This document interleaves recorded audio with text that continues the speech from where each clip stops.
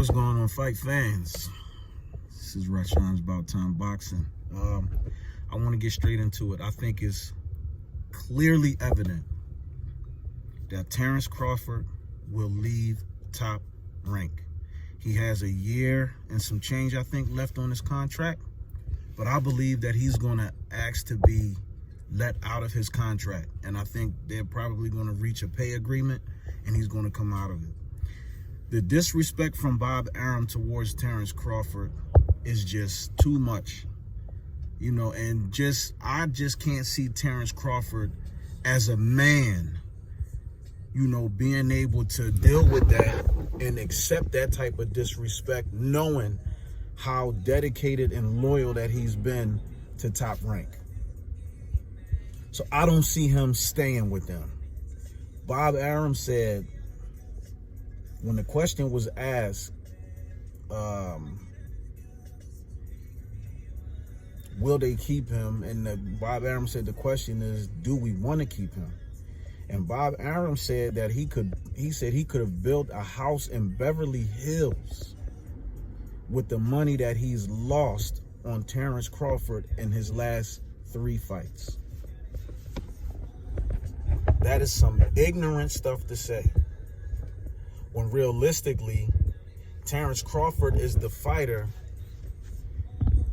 You know, people pay to see him. And then he made some type of comment about, even if he is the greatest fighter in the world, you know, who the F needs him if he don't want to, you know, promote like Shakur Stevenson and Floyd Mayweather and Teofimo Lopez. And listen, the fighter can only do but so much. And I don't know what the inner workings of Terence Crawford's contract was with Top Rank, but Bob Arum is a control freak. A lot of people may not know it, but Bob Arum likes to control things. If Terence Crawford had tried to do some promoting on his own, trust me, Bob Arum would have had an issue with that. Now he's saying that he's not because Terence Crawford is, you know, saying, hey, listen, you know, I've been asking for this fight. I've been asking for that fight. I've been asking to fight this person, that person, and he's getting a bunch of excuses. And everybody know that when, you know, Bob Arum would try to put all his fighters against each other, in most cases, because that way he gets to control everything. He gets 50% of the revenue string. And that's why in most cases he don't like to promote with other promoters, because he don't really like to share the cost. Now, I could be wrong. But I'm not the only one who noticed these things about Bob Arum, and there are other people who's way closer who've made these observations as well. So Bob Arum likes to control everything. He don't want to co-promote because he don't want to have to break bread with another promoter and things of that nature. He don't want to do that. Terence Crawford,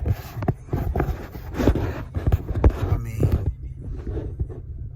I don't see Lomachenko, you know, trying to do things on his own. That's because when y'all sign him up to fight, y'all put everything out there, y'all on your own. That's why when he fought Teofimo Lopez, okay, the fight was on ESPN. I don't know if it was ESPN Plus or whatever the case is. I was watching the fight, and I streamed the fight on one of my other social media pages, and I caught a lot of flack behind it. And I'm talking about, there was a lot of people I had people from all over, Honduras, Mexico, other countries, other cities, Florida, everywhere, just streaming in to watch the fight because I put it on one of my other social media pages, you know, just to, you know, to share the fight. And that was with Teofimo Lopez and Lomachenko. But if you look at the advertisement that went into that fight, Where was the advertisement for Kell Brook and Terence Crawford? And to be honest with you, I didn't even know he actually really fought Kell Brook. I mean, I didn't know that he was going to fight. I heard about it. And the last thing I really heard was that Terence Crawford couldn't find an opponent. And there was other people that I spoke to who said they didn't even know that he fought Kell Brook until after he beat him. So where was the promotion at? I think that when you're promoting a big fight, whether it's on pay-per-view or regular TV, I think it should be a joint and a collective effort. I can see that. A joint and a collective effort with the fighter and the promoter. But to tell a fighter that he's responsible, for that, when you look at Zab Judah when he fought I can't remember who it was, but after that Zab Judah said, Don King was trying to make him do all this promoting and all this stuff like that, so he really couldn't focus on training and other things like that. You know what I mean? So Zab Judah didn't feel like it was a joint and collective effort. He felt like that the onus was all on him. And he's the fighter. When you the fighter and that's your sole job to fight, just like Manny Pacquiao used to always say in his past fights, when they used to ask him, he'd say, I'm just a fighter. I'm going to leave it up to my promoter. And you know what I'm saying? Like, if that's the case, then you might as well let Terence Crawford negotiate his own contracts then. Let him negotiate his own contract and let him keep 100% of the revenue stream then. If you want him to promote it, then he might as well negotiate his contract too. Under y'all banner. And he's been extremely loyal to Bob Arum and Top Rank. And for Bob Arum to say something disrespectful like that, that was a very ignorant and disrespectful comment towards, a fighter who you claim is the future of your company at one point. And to be honest, even when Terence Crawford was fighting at 140, I didn't feel like that Bob Arum was doing all that he could to promote him when he was fighting at 140. I didn't feel like that back then.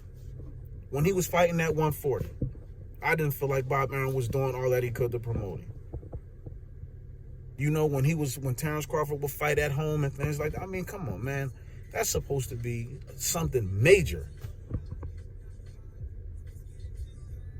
And you fought somebody who had a country following them. Kell Brook got England following him.